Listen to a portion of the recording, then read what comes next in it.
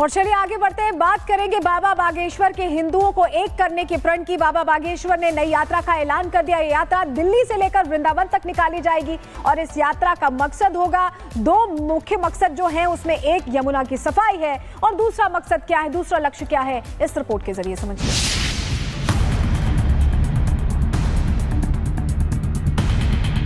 पंडित धीरेन्द्र कृष्ण शास्त्री, जिनकी कथाओं में श्रद्धालुओं का सैलाब लगता है, उन्हीं धीरेन्द्र शास्त्री ने अब एक और बड़ा ऐलान कर दिया है। पंडित धीरेन्द्र शास्त्री एक बार फिर पदयात्रा निकालने जा रहे हैं। ये पदयात्रा दिल्ली से वृंदावन तक निकाली जाएगी, जिसकी तैयारियों को लेकर वृंदावन के कृष्ण धाम में साधु संतों की बैठक हुई, जिसमें कथावाचक अनिरुद्धाचार्य, बीजेपी सांसद मनोज तिवारी समेत करीब 200 से ज्यादा साधु संत भी पहुंचे। इस पदयात्रा को सनातन हिंदू एकता पदयात्रा नाम दिया गया है, जिसकी शुरुआत 7 नवंबर से दिल्ली से होगी और 16 नवंबर को 170 किलोमीटर की पदयात्रा के बाद ये यात्रा वृंदावन पहुंचेगी।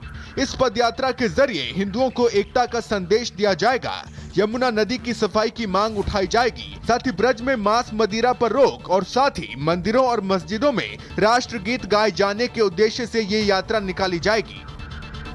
भारत को पुनः खंड खंड करने की तैयारी है। भारत में लगातार विदेशी ताकतें सक्रिय हैं। सनातनीय परंपरा पर लगातार उंगली उठाई जा रही है।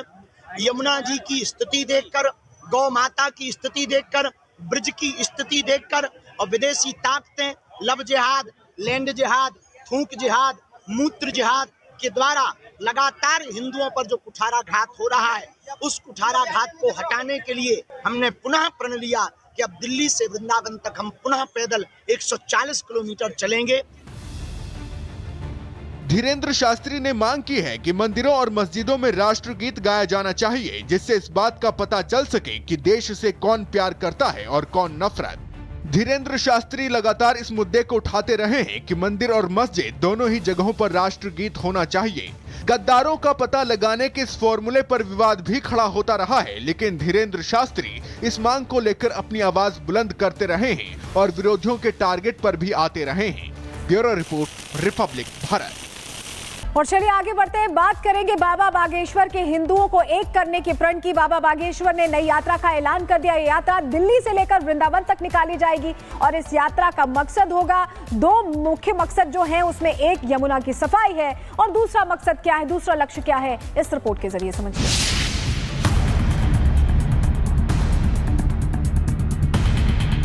पंडित धीरेन्द्र कृष्ण शास्त्री, जिनकी कथाओं में श्रद्धालुओं का सैलाब लगता है, उन्हीं धीरेन्द्र शास्त्री ने अब एक और बड़ा ऐलान कर दिया है। पंडित धीरेन्द्र शास्त्री एक बार फिर पदयात्रा निकालने जा रहे हैं। ये पदयात्रा दिल्ली से वृंदावन तक निकाली जाएगी, जिसकी तैयारियों को लेकर वृंदावन के कृष्ण धाम में साधु संतों की बैठक हुई, जिसमें कथावाचक अनिरुद्धाचार्य, बीजेपी सांसद मनोज तिवारी समेत करीब 200 से ज्यादा साधु संत भी पहुंचे।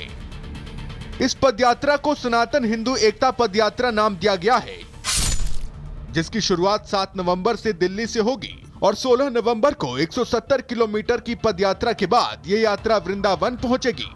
इस पदयात्रा के जरिए हिंदुओं को एकता का संदेश दिया जाएगा, यमुना नदी की सफाई की मांग उठाई जाएगी, साथ ही ब्रज में मांस मदिरा पर रोक और साथ ही मंदिरों और मस्जिदों में राष्ट्रगीत गाए जाने के उद्देश्य से ये यात्रा निकाली जाएगी। भारत को पुनः खंड खंड करने की तैयारी है। भारत में लगातार विदेशी ताकतें सक्रिय हैं। सनातनीय परंपरा पर लगातार उंगली उठाई जा रही है।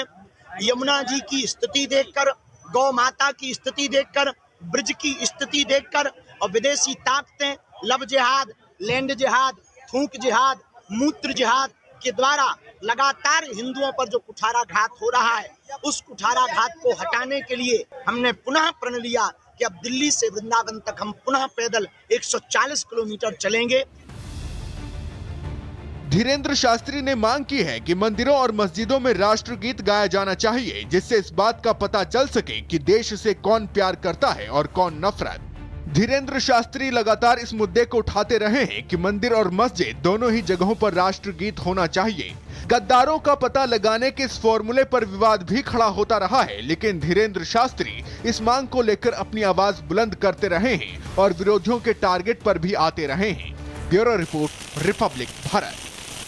और चलिए आगे बढ़ते हैं, बात करेंगे बाबा बागेश्वर के हिंदुओं को एक करने के प्रण की। बाबा बागेश्वर ने नई यात्रा का ऐलान कर दिया। ये यात्रा दिल्ली से लेकर वृंदावन तक निकाली जाएगी और इस यात्रा का मकसद होगा, दो मुख्य मकसद जो हैं उसमें एक यमुना की सफाई है और दूसरा मकसद क्या है, दूसरा लक्ष्य क्या है, इस रिपोर्ट के जरिए समझिए।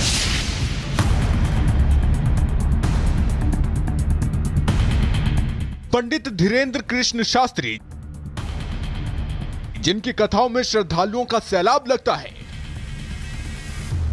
उन्हीं धीरेंद्र शास्त्री ने अब एक और बड़ा ऐलान कर दिया है।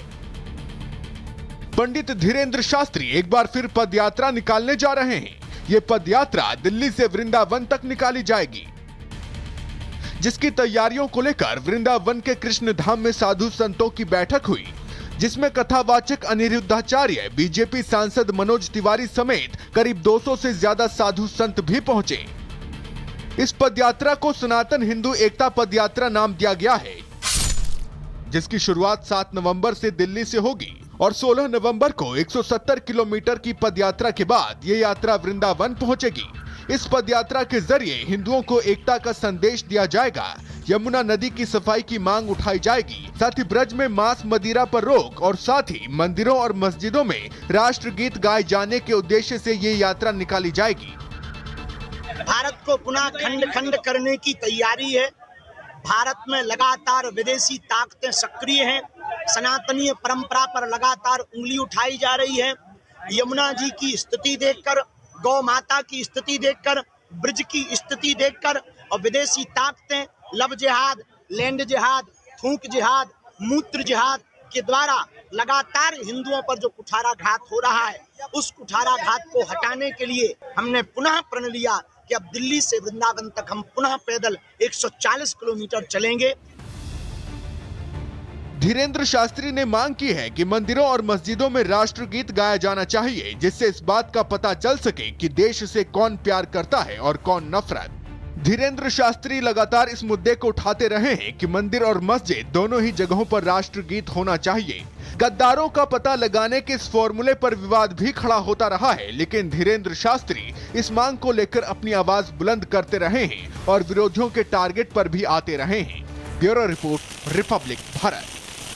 और चलिए आगे बढ़ते हैं, बात करेंगे बाबा बागेश्वर के हिंदुओं को एक करने के प्रण की। बाबा बागेश्वर ने नई यात्रा का ऐलान कर दिया। ये यात्रा दिल्ली से लेकर वृंदावन तक निकाली जाएगी और इस यात्रा का मकसद होगा, दो मुख्य मकसद जो हैं उसमें एक यमुना की सफाई है और दूसरा मकसद क्या है, दूसरा लक्ष्य क्या है, इस रिपोर्ट के जरिए समझिए।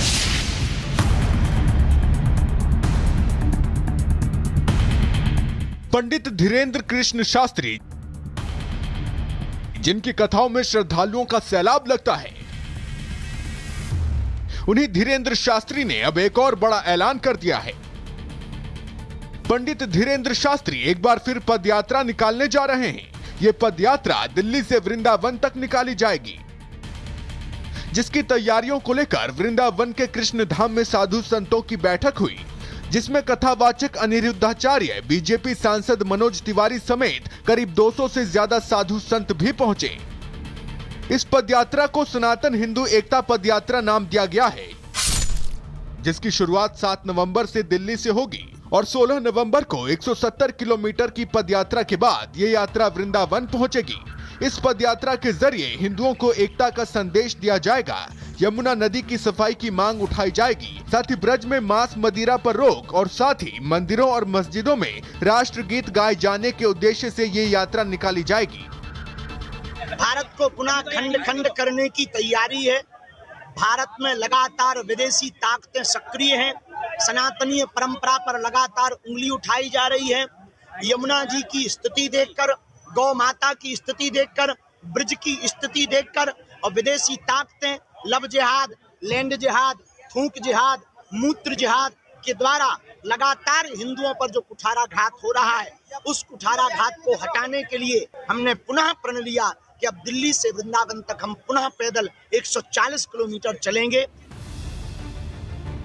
धीरेन्द्र शास्त्री ने मांग की है कि मंदिरों और मस्जिदों में राष्ट्रगीत गाया जाना चाहिए, जिससे इस बात का पता चल सके कि देश से कौन प्यार करता है और कौन नफरत। धीरेन्द्र शास्त्री लगातार इस मुद्दे को उठाते रहे हैं कि मंदिर और मस्जिद दोनों ही जगहों पर राष्ट्रगीत होना चाहिए।